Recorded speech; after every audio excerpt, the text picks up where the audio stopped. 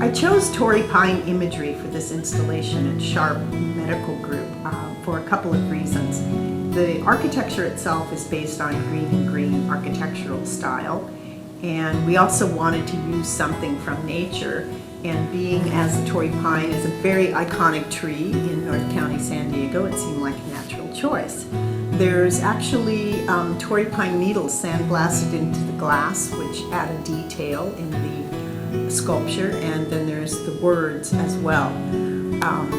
The computerized lighting adds a whole kinetic element to the installation, and it becomes very mesmerizing and mystical.